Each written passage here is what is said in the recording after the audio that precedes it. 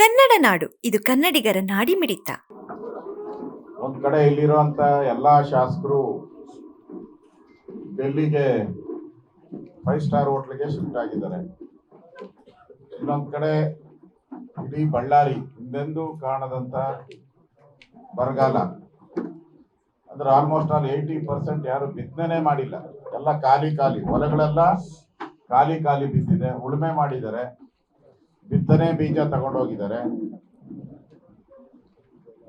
ಮಳೆ ಬಂದ್ರೆ ಬಿತ್ತನೆ ಮಾಡಬೇಕು ಅಂತ ತಗೊಂಡೋಗಿರೋ ಬೀಜನೂ ಕೂಡ ರೈತರ ಮನೆಯಲ್ಲೇ ಹಾಗೆ ಇದೆ. ಯಾರ್ಯಾರು ಬಿತ್ತನೆ ಮಾಡಿದ್ರು ಸುಮಾರು 18% ಏನೋ ಬಿತ್ತನೆ ಆಗಿದೆ. ಇದು 18% ಮಾತ್ರ ಬಿತ್ತನೆ ಆಗಿದೆ.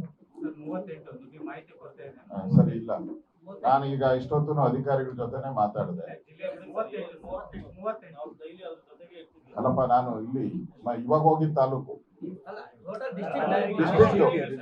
ಡಿಸ್ಟ್ರಿಕ್ಟ್ ಇವಾಗ ಹೋಗಿದ್ನಲ್ಲ ನಾನು ತಾಲೂಕು.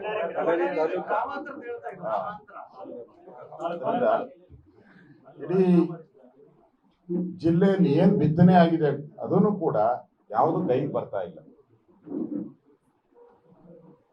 ಈಗಾಗಲೇ ಬಿತ್ತನೆ ಮಾಡಿ 50 ದಿನ ಮೇಲೆ ಆಗಿದೆ. 50-55 ದಿನ ಆಗಿದೆ ಬಿತ್ತನೆ ಮಾಡಿ. ತೊಗರಿ ಇರ್ಬೋದು, ಕಡಲೆ, ಬೇರೆ ಬೇರೆ ಬೆಳೆಗಳು, ಮೆಕ್ಕೆಜೋಳ, ಜೋಳ, ಹತ್ತಿದು ನೋಡ್ಕೊಂಡ್ ಬಂದಿದೆ. ಅಂದ್ರೆ ಅವೆಲ್ಲ 2 ಅಡಿ 3 ಅಡಿ ಹೈಟ್ ಬರ್ಬೇಕಾಗಿತ್ತು, ಬೆಳೆ ಸಿಗಬೇಕಾಗಿತ್ತು. ಆದ್ರೆ ಯಾವುದನ್ನು ಕೂಡ ನೆಲದಿಂದ ಮೇಲಕ್ಕೆ ಬಂದಿಲ್ಲ. ಅರ್ಧ ಅಡಿ 1 ಅಡಿ ಅಷ್ಟೇ ಬಂದಿರೋದು. ಇನ್ನು ಮಳೆ ಬಂದ್ರೂ ಕೂಡ ಏನು ಉಪಯೋಗ ಆಗಲ್ಲ. ಆ ಪರಿಸ್ಥಿತಿ ಇವತ್ತು ಬಳ್ಳಾರಿ ಜಿಲ್ಲೆಯಲ್ಲಿದೆ. ಈಗಾಗಲೇ ನಾವು ಬಳ್ಳಾರಿ ಗ್ರಾಮಾಂತರಕ್ಕೆ ಹೋಗಿ ಬಂದಿದ್ದೆ. ಹೊಲದಲ್ಲೇ ರೈತರ ಜೊತೆ ಹೊಲದಲ್ಲೇ ಕೂತು, ಬಿರುಕು ಹೊಲದಲ್ಲೇ ಕೂತು ಪ್ರತಿಭಟನೆಯನ್ನು ಮಾಡಿ ಬಂದಿದ್ದೀನಿ. ಪ್ರತಿಭಟನೆಯನ್ನು ಮಾಡಿದ್ದೀರ ಅಲ್ಲಿ ಬಿರುಕು ಬಿಟ್ಟಿರೋ ಜಾಗದಲ್ಲಿ ಕೂತ್ಕೊಂಡು. ಅಂದ್ರೆ ರಾಜ್ಯ ಸರ್ಕಾರ ಘೋಷಣೆ ಮಾಡದೆ ಡಿಲೇ ಮಾಡ್ತಾ ಇದೆ. ಯಾಕೆಂದ್ರೆ ಖಜಾನೆಯಲ್ಲಿ ದುಡ್ಡಿಲ್ಲ ಅವ್ರಿಗೆ. ಫೈನಾನ್ಸ್ ಡಿಪಾರ್ಟ್ಮೆಂಟ್ ಅವರು ಹೇಳಿದ್ದಾರೆ, ನೀವು ಬರ ಘೋಷಣೆ ಮಾಡಿದ ತಕ್ಷಣ ನಮ್ಗೆ ಪರಿಹಾರದ ಹಣ ಕೊಡಕ್ಕೆ ಹಣ ಇಲ್ಲ, ನಮ್ಮಲ್ಲಿ ಕಲೆಕ್ಷನ್ ಆಗ್ತಾ ಇಲ್ಲ. ರೆವಿನ್ಯೂ ಕರೆಕ್ಷನ್ ಕೂಡ ಕಡಿಮೆ ಆಗ್ತಾ ಇದೆ. ಈಗಾಗಲೇ ರೆವಿನ್ಯೂ ಅಬ್ಕಾರಿದು ಒಂದು ಬಿಟ್ರೆ ಇನ್ನೆಲ್ಲ ಆದಾಯ ಏನ್ ಬರ್ಬೇಕಾಯ್ತು ಟ್ರೆಜರಿಗೆ, ಅದೆಲ್ಲಾನು ಕೂಡ ಕಡಿಮೆ ಆಗ್ತಾ ಇದೆ. ನೀವು ಕೇಳಿದ್ರಿ ಈಗ ಏನೋ ಜಿಲ್ಲೆಯಲ್ಲಿ ಬಿತ್ತನೆ ವಿವರ. ಬಳ್ಳಾರಿ 14.56%. ತಾಲೂಕು ಅದನ್ನೇ ಪರವಾಗಿಲ್ಲ, ನಂದೇ ತಪ್ಪು ಅಂತಂದ್ರೆ ನಿಮ್ದು ಯಾವತ್ತೂ ತಪ್ಪಿರಲ್ಲ, ನಂದೇ ತಪ್ಪು. ಬಳ್ಳಾರಿ ಅಂದ್ರೆ ಗ್ರಾಮೀಣ. ಕುರುಗೋಡು 5.32%, ಶಿರುಗುಪ್ಪ 52.79%, ಸಂಡೂರು 67.33%, ಕಂಪ್ಲಿ 34.91%, ಬಳ್ಳಾರಿ ಟೋಟಲಿ 38.40. ಕರೆಕ್ಟಾ? ಸರಿಯಾದ ಆವರೇಜ್. ನಾನು ಹೋಗಿದ್ದು ಬಳ್ಳಾರಿ ಗ್ರಾಮಾಂತರ, ಅಲ್ಲಿ 14.56%. ಸರಿ ಇದೆಯಾ? ಸೊ ಈಗಾಗಲೇ ಜಿಲ್ಲಾಡಳಿತ ನನಗೆ ವಿರೋಧ ಪಕ್ಷ ನಾಯಕರಿರೋದ್ರಿಂದ ವರದಿ ಎಲ್ಲ ಕೊಟ್ಟಿದ್ದಾರೆ. ನನ್ನ ಜೊತೆನೂ ಬಂದಿದ್ರು.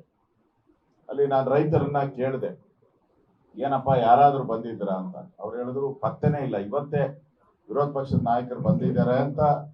ನೀವು ಬಂದಿದ್ಕೋಸ್ಕರ ಬಂದಿದ್ದಾರೆ. ಒಬ್ಬ ಅಧಿಕಾರಿನೂ ಕೂಡ ಹೊಲಗಳಲ್ಲಿ ಬಂದಿಲ್ಲ. ಆಫೀಸಲ್ಲಿ ಕೂತ್ಕೊಂಡು ಅವ್ರು ಯಾರ್ಯಾರಿಗೆ ಬೇಕು, ಯಾವ್ಯಾವ ತಾಲೂಕು, ಯಾವ್ಯಾವ ಹೋಬಳಿ, ಯಾವ್ಯಾವ ಹಳ್ಳಿಗಳು ಬೇಕೋ ಅದನ್ನ ಡಿಕ್ಲೇರ್ ಮಾಡ್ತಾ ಇದ್ದಾರೆ. ನಮ್ಮ ಹಳ್ಳಿಗಂತೂ ಬಂದಿಲ್ಲ ಅಂತೇಳಿ ಅಧಿಕಾರಿಗಳ ಮುಂದೆನೆ ಚೀಮಾರಿ ಹಾಕಿದ್ರು ಅಧಿಕಾರಿಗಳಿಗೆಲ್ಲ. ಅದಕ್ಕೆ ನಾನು ಅಲ್ಲೇ ಧರಣಿ ಕೂತ್ಕೊಂಡಿದ್ದೆ. ರೈತರೆಲ್ಲ ನನ್ನ ಜೊತೆ ಧರಣಿ ಕೂತ್ಕೊಂಡ್ರು, ನಾನು ಕೂತ್ಕೊಂಡೆ, ಅವ್ರ ಜೊತೆ ಧರಣಿ ಕೂತ್ಕೊಂಡೆ. ಇಷ್ಟಾದ್ರೂ ಕೂಡ ಸರ್ಕಾರ ಒಂದ್ ಕಡೆ ಡ್ಯಾಮ್ ಅಲ್ಲೂ ಕೂಡ ನೀರಿನ ಮಟ್ಟ ಕುಸಿತಾ ಇದೆ. ಮೊನ್ನೆ ಗೇಟ್ ಕುಂಡಿಸ್ ಮೇಲೂ ಕೂಡ ಕುಸಿತಾ ಇದೆ. ಅಲ್ಲಿ ನಾಳೆ ತುಂಗಭದ್ರಾ ಡ್ಯಾಮು ಹಿಂದೆ ಇವಾಗ ಎಷ್ಟಿರೋದು 36 TMC. ಹಿಂದೆ 36 TMC ಇದ್ದಾಗ ನಮ್ಮ ಸರ್ಕಾರ ಇದ್ದಾಗ ನೀರು ಬಿಟ್ಟಿದ್ವಿ. 26 ಇದ್ದಾಗೆ ಬಿಟ್ಟಿದ್ವಿ. 26 TMC ನೀರಿದ್ದಾಗೆ ನಮ್ಮ ಸರ್ಕಾರ ಇದ್ದಾಗ ರೈತರ ಬೆಳೆ ಹಾಳಾಗಬಾರ್ದು ಅನ್ನೋ ದೃಷ್ಟಿಯಿಂದ, ಯಾಕಂದ್ರೆ ಬೆಳೆ ಹಾಳಾದ್ರೆ ಕೋಟ್ಯಾಂತರ ರೂಪಾಯಿ ಸರ್ಕಾರಕ್ಕೂ ಆದಾಯ ಆಗ್ತದೆ, ಆಹಾರದ ಕೊರತೆ ಆಗ್ತೈತೆ ಅನ್ನೋ ದೃಷ್ಟಿಯನ್ನ ಇಟ್ಕೊಂಡು ಮಾನವೀಯತೆ ದೃಷ್ಟಿಯಿಂದ ನಾವು ಬಿಟ್ಟಿದ್ವಿ. ಇವರು 38 TMC ನೀರಿದ್ರು ಕೂಡ ನೀರು ಬಿಡುಗಡೆ ಮಾಡ್ತಾ ಇಲ್ಲ. ಅದಕ್ಕೋಸ್ಕರ ನಾಳೆ ನಮ್ಮ ಬಿಜೆಪಿಯ ಎಲ್ಲ ನಾಯಕರು ಡ್ಯಾಮ್ ಕಡೆ ಪಾದಯಾತ್ರೆಯನ್ನ ಮಾಡ್ತಾರೆ. ಸುಮಾರು ಒಂದು 5,000 to 6,000 ಸಾವಿರ ಜನ.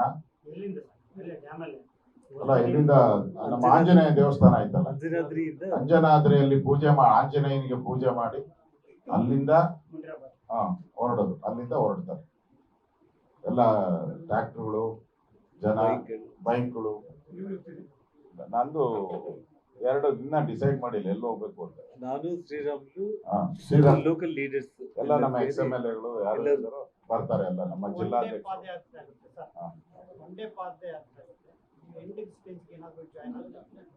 ಅಲ್ಲ, ನೋಡೋಣ ಇನ್ನ ನಮ್ದು ಅಲ್ಲಿ ಮಂಡ್ಯದಲ್ಲಿ ಒಂದು ಪ್ರತಿಭಟನೆ ಕರೆದು ಬಿಟ್ಟಿದ್ದಾರೆ, ಅನೌನ್ಸ್ಮೆಂಟ್ ಪ್ರೆಸ್ ಅಲ್ಲಿ ಕೊಟ್ಬಿಟ್ಟಿದ್ದಾರೆ. ಅದಕ್ಕೆ ನಾನು ನೋಡೋಣ ಅಂತ ಟ್ರೈ ಮಾಡ್ತಾ ಇದ್ದೀನಿ. ನೋಡೋಣ, ಅಲ್ಲಿ ಆಲ್ರೆಡಿ ಪ್ರೆಸ್ ನೋಟ್ ಕೊಟ್ಬಿಟ್ಟಿದ್ದಾರೆ. 2 ದಿನದಿಂದ ನಾನು ಇಲ್ಲೇ ಇದ್ದೀನಿ, ಬಳ್ಳಾರಿ, ದಾವಣಗೆರೆಯಲ್ಲಿ. ಅದನ್ನೇ ಮಾತಾಡ್ತಾ ಇದ್ದಾರೆ. ಆ ದೃಷ್ಟಿಯಿಂದ ನಾಳೆ ಹೋರಾಟವನ್ನ ನಾವು ಹಮ್ಮಿಕೊಂಡಿದ್ದೀವಿ. ನಾವು ಸರ್ಕಾರನ ಕೇಳೋದು, ಮಿಸ್ಟರ್ DK ಶಿವಕುಮಾರ್, ನೀವು ಬಂದ ಮೇಲೆ ಇವ್ರು ಮಾತ್ರ ಡೆಲ್ಲಿಯಲ್ಲಿ ಜಾಲಿ ಜಾಲಿ, ಇಲ್ಲಿ ಖಾಲಿ ಖಾಲಿ, ಅಲ್ಲಿ ಡೆಲ್ಲಿ ಜಾಲಿ ಜಾಲಿ. ನಿಮ್ಮ ಎಲ್ಲ MLAಗಳು ನನಗೆ ಮಾಧ್ಯಮದವರೇ ಹೇಳಿದ್ದು, ಪಾಪ ಯಾರೋ ಮಾಧ್ಯಮದವ್ರು ಹೇಳಿದ್ರು, 4 ಜನ ಅಲ್ಲಿದ್ದಾರಂತೆ, 4 ಜನ ಇಲ್ಲಿನ MLAಗಳು ಅಲ್ಲೇ ಇದ್ದಾರಂತೆ, ಡೆಲ್ಲಿಯಲ್ಲಿ ಇದ್ದಾರೆ. ಬಳ್ಳಾರಿಯವರು ಬಂದಿಲ್ಲ, ಜಾಲಿ ಟ್ರಿಪ್ ಅಲ್ಲಿ ಅವರು ಇದ್ದಾರೆ. ಅಂದ್ರೆ DK ಶಿವಕುಮಾರ್ದು ಏನ್ ಅಜೆಂಡಾ ಕರ್ನಾಟಕದಲ್ಲಿ? ಏನ್ ಅಜೆಂಡಾ ನಿಮ್ದು? ಇಲ್ಲಿ ರೈತರ ಸಂಕಷ್ಟದಲ್ಲಿ ಇದ್ದಾರೆ, ಕುಡಿಯೋ ನೀರಿಲ್ಲ, ಜಾನುವಾರುಗಳಿಗೆ ಮೇವಿಲ್ಲ. ನಿನ್ನೆ ಒಂದು ಗೋಶಾಲೆಗೆ ಹೋಗಿದ್ದೆ, ಸುಮಾರು 150-200 ಗೋವುಗಳಿದ್ದಾರೆ. ಮೇವಿಗೆ ದುಡ್ಡು ಕೊಟ್ಟಿಲ್ಲ, ಮೇವಿಗೆ ದುಡ್ಡು ಕೊಟ್ಟಿಲ್ಲ.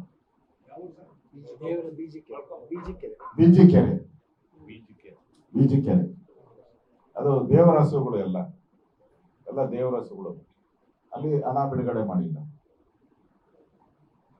ಅಂದ್ರೆ DK ಶಿವಕುಮಾರ್ ಅವರು ಕರ್ನಾಟಕದ ಮುಖ್ಯಮಂತ್ರಿ ಆದ ಮೇಲೆ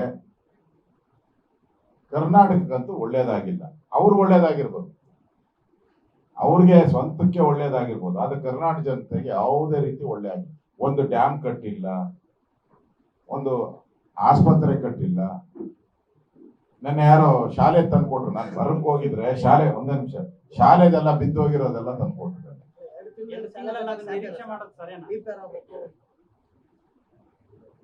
ಕೆಲವರೆಲ್ಲ ಫಸ್ಟ್ ಮುಖ್ಯಮಂತ್ರಿ ಆದ ತಕ್ಷಣನೇ, ಈಗ ಕುಮಾರಸ್ವಾಮಿ ಫಸ್ಟ್ ಮುಖ್ಯಮಂತ್ರಿಯಾಗಿ ಫಸ್ಟ್ ದಿನ ಕೂತ್ಕೊಂಡಾಗೆ ಅನೌನ್ಸ್ ಮಾಡಿದ್ರು, ಏನಂತ, ರೈತರ ಸಾಲ ಮನ್ನಾ ಮಾಡಿದ್ದೀನಿ ಅಂತ ಅನೌನ್ಸ್ ಮಾಡಿದ್ರ.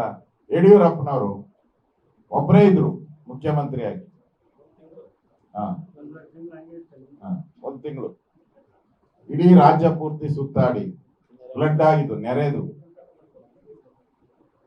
ಸಾವಿರಾರು ಕೋಟಿ ರೂಪಾಯಿನ ಕೇಂದ್ರ ಮತ್ತು ಇರ್ಬೋದು ರಾಜ್ಯದಲ್ಲಿ ಕಲೆಕ್ಟ್ ಮಾಡಿ ಅಭಿವೃದ್ಧಿ ಕೆಲಸವನ್ನ ಮಾಡಿದ್ರು.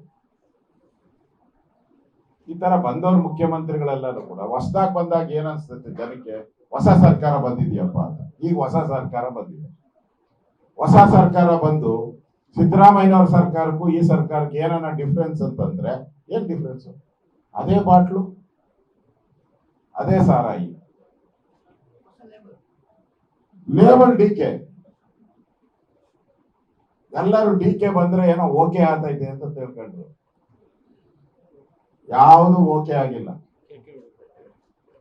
ಯಾವುದು ಓಕೆ ಆಗಿಲ್ಲ. ಬಿರಿ ಮಂತ್ರಿ ಮಂಡಲ ರಚನೆ ಮಾಡಕ್ಕೂ ಕೂಡ ಇವ್ರ ಕೈಲಿ ಆಗ್ತಾ ಇಲ್ಲ. ಅವರು ಮಂತ್ರಿ ಆದ ತಕ್ಷಣ ಮುಖ್ಯಮಂತ್ರಿ ಆದ ಒಂದು ವಾರದಲ್ಲಿ ಮಾಡ್ತೀನಿ ಅಂತ. ವಾರ ಆಯ್ತು, 15 ದಿನನೂ ಆಯ್ತು, ಹಾಗೆ ತಿಂಗಳು ಮುಟ್ತಾ ಇದೆ ಈಗ. ಅವಾಗ ಫ್ಲಡ್ ನೆರೆ ಬಂತು, ಇಡೀ ರಾಜ್ಯ ಮುಳುಗೋಗಿತ್ತು. ಇವಾಗ ಯಾವ್ದು ಹಂಗಿಲ್ಲ, ಆಗಿಲ್ಲಲ್ಲ. ಬರಗಾಲ ಇಲ್ಲಿ ಬರಗಾಲ ಬಂದಿದೆ.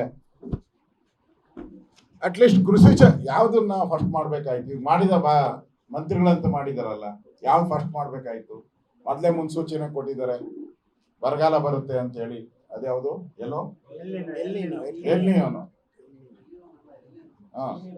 ಎಲ್ಲಿಯೋನೋ ಔಟ್ ಅವ್ರೆ. ಈಗ ಇವರು ಡಿ ಕೆ ಶಿವಕುಮಾರ್ ಬರ್ತೈತೆ ಅಂತ ಹೇಳಿದ್ರು. ಒಬ್ಬ ಕೃಷಿ ಸಚಿವ ಮಾಡಿಲ್ಲ ನೀವು. ಯಾವ್ದಾವ್ದು ಆದಾಯ ಬರುತ್ತೋ ಅದೆಲ್ಲ ಸಚಿವರನ್ನ ತಗೊಂಬಿಟ್ಟವ್ರೆಲ್ಲ. ಇವರು ಕಿತ್ಕೊಂಬಿಟ್ಟವ್ರೆ, ಒಳ್ಳೊಳ್ಳೆ ಖಾತೆಗಳನ್ನೆಲ್ಲ ಕಿತ್ಕೊಂಬಿಟ್ಟವ್ರೆ. ಕೃಷಿ ಖಾತೆಗೆ ಸಚಿವರು ಇಲ್ಲ, ಆರ್ಟಿಕಲ್ಚರ್ಗೆ ಇಲ್ಲ, ಸೆರಿಕಲ್ಚರ್ಗೆ ಪ್ರಯಾರಿಟಿ ಏನು? ಒಂದ್ಸರಿ ನೀವು ಬೆಲೆ ಬೆಳಿಬೇಡಿ ಅಂದ್ರೆ ಅವ್ರು ಬೇರೆ ಆಲ್ಟರ್ನೇಟಿವ್ ಕೊಡ್ಬೇಕು, ಇಲ್ಲ ಪರಿಹಾರ ಆದ್ರೂ ಸಿಗ್ಬೇಕು ಅವ್ರಿಗೆ. ಇಲ್ಲ ಈಗ ಗುಳೆ ಹೋಗ್ತಾ ಇದ್ದಾರೆ, ಗುಳೆ ಹೋಗ್ತಾ ಇರೋದನ್ನ ಸ್ಟಾಪ್ ಮಾಡಕ್ಕೆ ಸರ್ಕಾರ ನೀವೇನ್ ಕ್ರಮ ತೆಗೆದುಕೊಂಡಿದ್ದೀರಿ? ಈಗ ಕೇಂದ್ರ ಸರ್ಕಾರದ ಯೋಜನೆ ಏನಿತ್ತು ಉದ್ಯೋಗ ಕೊಡುವಂಥದ್ದು, ಜಿ, ಅದನ್ನು ಬೇಡ ಅಂತೀರಾ? ಅಥವಾ ನೀವಾದ್ರೂ ಒಂದು ಉದ್ಯೋಗದ ಘೋಷಣೆಯನ್ನು ಮಾಡಬೇಕು. ಉದ್ಯೋಗ ಘೋಷಣೆ ಮಾಡಬೇಕಾದ್ರೆ ಎಲ್ಲ ಜಿಲ್ಲಾ ಕೇಂದ್ರಕ್ಕೆ ಹಣ ಬಿಡುಗಡೆ ಮಾಡಬೇಕು. ಎಲ್ಲ ಜಿಲ್ಲಾಧಿಕಾರಿಗಳಿಗೆ ಹಣ ಬಿಡುಗಡೆ ಮಾಡಬೇಕು. ಹಣನೂ ಬಿಡುಗಡೆ ಮಾಡಿಲ್ಲ ಉದ್ಯೋಗ ಸೃಷ್ಟಿ ಮಾಡಕ್ಕೆ. ಈಗೆಲ್ಲ ಗುಳೆ ಹೋಗ್ತಾ ಇದ್ದಾರೆ, ಎಲ್ಲ ಕಡೆ ಗುಳೆ. ಅದರ ಅಂಕಿ ಅಂಶನೂ ನಿಮ್ಮ ಹತ್ರ ಇಲ್ಲ.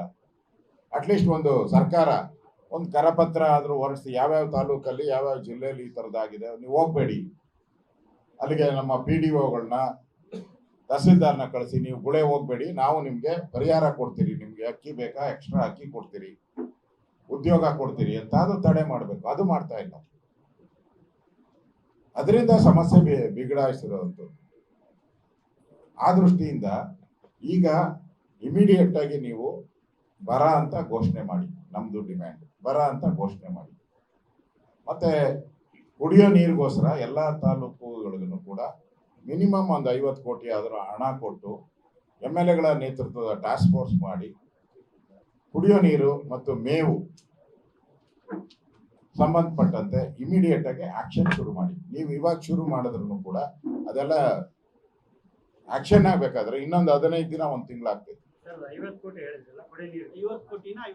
50 ಕೋಟಿ ಹೌದೌದು.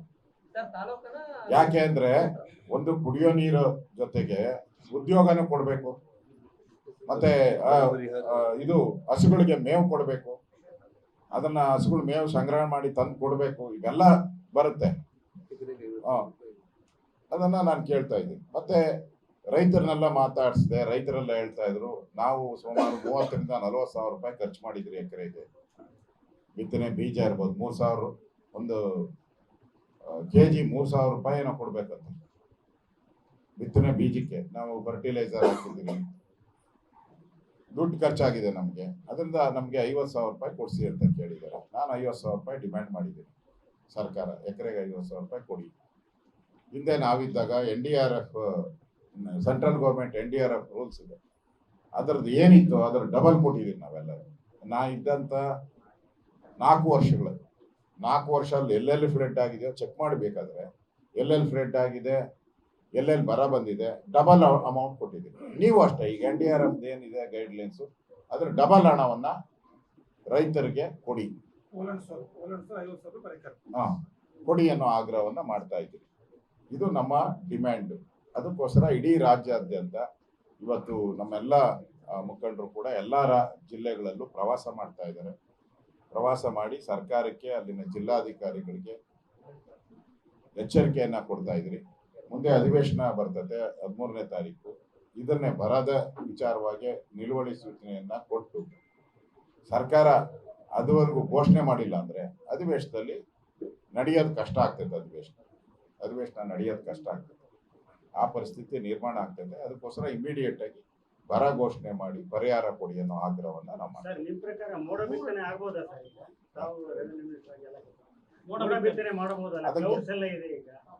ಮೋಡ್ನ ಬಿತ್ತನೆ ಆಗ್ಬೇಕಾದ್ರೆ ಅದಕ್ಕೆ ಕ್ಲೌಡ್ಸ್ ಹೀಗೆ ಶುರುವಾಗಿದೆ. ಈಗ ಒಂದು 3-4 ದಿನ ಇದು ಮಾಡ್ಬೋದು.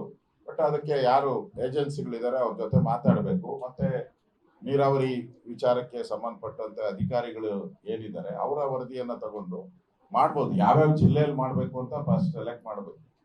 ಆ ಜಿಲ್ಲೆಯಲ್ಲಿ ಆ ತೇವಾಂಶ ಎಷ್ಟಿದೆ, ಮೋಡಗಳು ಎಷ್ಟಿದೆ, ಇದೆಲ್ಲವನ್ನ ನೋಡಿ ಮಾಡಬೇಕು. ಹಾವೇರಿ ಡಿಸ್ಟ್ರಿಕ್ಟ್ ಅಲ್ಲಿ ಆಯ್ತು ಸರ್. ಎಲ್ಲಿ ಅವರು ಸ್ವಂತ ಫಂಡ್ ಮಾಡಿ ಅಲ್ಲಿ ಹಾವೇರಿ ಅಂದ್ರೆ ಬೆಳಗಾವಿಯಲ್ಲಿ ಹಾವೇರಿ ಹೌದು, ಕೋಳಿವಾಡ. ಪ್ರಸನ್ನ ಕೋಳಿವಾಡ ಅವ್ರದೇ ಸ್ವಂತ ಸ್ವಂತ ಅವರು ನನ್ನ ಹತ್ರನೂ ಬಂದಿದ್ರು. ಅವರು ಬಂದ್ ನನ್ನ ಹತ್ರನೂ ಹೇಳಿದ್ರು. ಅದ್ರ ಬಗ್ಗೆ ಎಕ್ಸ್ಪ್ಲೈನ್ ಮಾಡಿ ಒಂದು ಬುಕ್ಕೆ ಕೊಟ್ಟು ಹೋಗಿದ್ದಾರೆ ನನ್ನ ಹತ್ರ. ಮೋಡ ಬಿತ್ತನೆ ಹೆಂಗ್ ಮಾಡ್ತಾರೆ ಅನ್ನೋದ್ರ ಬಗ್ಗೆ ಬುಕ್ಕು ಕೊಟ್ಟು ನನಗೆ ಎಕ್ಸ್ಪ್ಲೈನ್ ಮಾಡೋದು.